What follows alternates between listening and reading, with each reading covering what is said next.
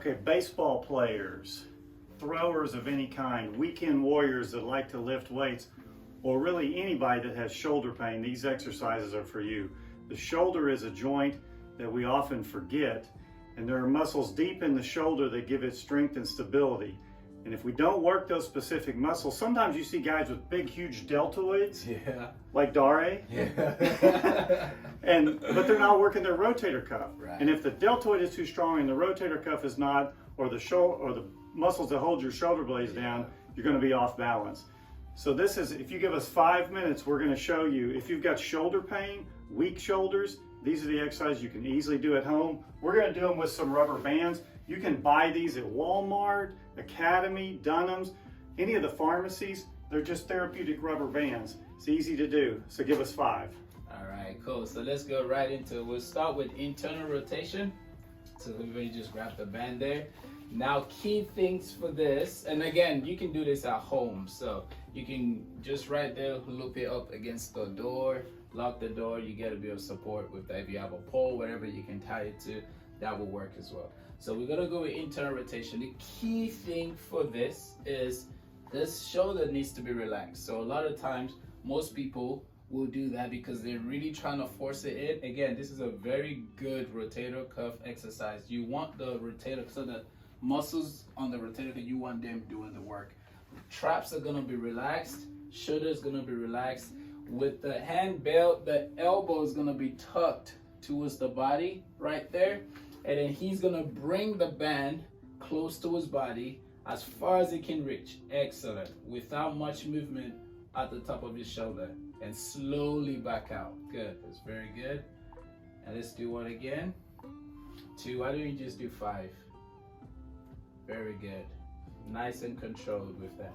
Good. And I'm staring right here to see if there's any compensation that he's gonna give away with that, so I can call him out on it immediately. But the key thing is relaxing that, like we said, keeping that elbows tucked, and then making them do that work right there. How much have you done there? Because I could add 2 more. This will be 5. And the thing to remember, I see people, the mistake people make is they see the motion as being this, right, and then they do that. Right. It's a concentric and eccentric contraction. You're working it slow, you're working a different part of the muscle there. And then the other mistake is people doing out to the side. You want it right up, tucked up against there, and just concentrate on relaxing it. Fantastic. So same thing you done for your left, do it for your right too. Even if your left is the one hurting, you gotta balance it out. Do the exact same thing. If so you're right, you're just gonna turn around and do it this way. Exactly. So if your left is hurting you and you doing it and you can only do 5, well, balance it with doing 5 with the other hand as well. This time we're gonna do external rotation, which would be the other way for that. Good. Just the same way, opposite. We want that elbow tucked in again, looking at his shoulder relaxed, traps relaxed, looking straight ahead. And you're gonna bring it as far as you can go, keeping that tuck there. Very good. And then slowly back in it. Like we said, concentric and eccentric contraction. It's gotta be nice and slow. And you have that all controlled. If you're doing it right, you'll be feeling it more at the back of the shoulder right there. And you keep that hands tucked the whole time through it. Good stuff. And we can do 1 more. Good. So why don't you show us how we should not do it? Yeah, so again, this way is the same thing where you're like, don't let it jerk you back. Go slow both directions. And don't let it bring your arm all the way across.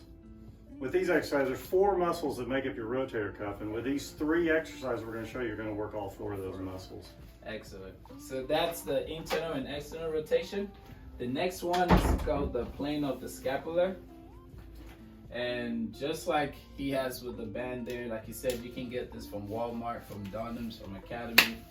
You just make a little knob around it, put it up against the wall. For this exercise, you stand on the band, hold it so there's a bit of tension with you. You're gonna bring it up as if you're holding a can. Good, like a can right here about to drink. And you're gonna dunk the can out. Good, just like that. So don't just have it up here. You're gonna dunk the can out. All right, let's do that one more time. So we have up in here and dunk it extremely out. Very good. So now from this motion, with this baby knuckle pointed up to the ceiling, he's just gonna extend it, just go straight up and down. Good. Again, this gotta be relaxed. The traps has to be relaxed. His breathing is normal. It's going slowly up and slowly down, right in the right plane where it should move for it. Really good. That's 3. Let's do 2 more. This isolates the top muscle in the rotator cuff. And this is the one where if people have a rotator cuff tear, this is the muscle that usually gets you. So this is the one that a lot of people can do internal rotation and external rotation, then they start to do this one gets them. And that kind of tells us something. Cool. So can you show us how we should not do it? Yeah, so to isolate that muscle, you want to be about 45 degrees in this plane, so halfway between straight ahead and straight to the side. So if you're going straight to the front, you're really working a lot of anterior deltoid. Yeah. If you're out to the side, you're working middle deltoid, but you want to isolate it, 45 degrees. thumb down. Some people call this the empty can, like Toby's talking about, you dunk the can. You're always pouring the can out when you're doing that, just like that. And really, you don't want to go above 90 degrees because then you start to pinch supraspinatus. You want to go to 90 and down. Very, very good. All right, so this final one is the scapular push-up. Really good exercise for the scapula. So the 2 bones right behind you here. Dr. Weaver's gonna sink deep into that scapula. Very good. So this is not a push-up. So his body is not moving down, his hips is not moving down, it's staying where it is. It sinks in there almost as if I can put a quarter right in between right here, and he's able to hold it, and then he's gonna push that straight up, extend. Very good, to the top of where he can, and then he's gonna sink in again. Good, very good, and then back up. Brilliant, just like that. Then we do one more. You sink that scapula. The head is completely in neutral and it's relaxed. No tension in the neck, no tension there, and the traps are relaxed too. Just sink the scapula right back up. That is very good. Cool. And now to intensify it, you widen out those hands a little bit and then give a little bend on your elbow. So that gives you more room for deeper, and then extend it straight up. Good, very good. And then bend again. Good, so it's a lot deeper there, and extend straight up. Excellent. Let's do 2 more. You can definitely feel the difference in that.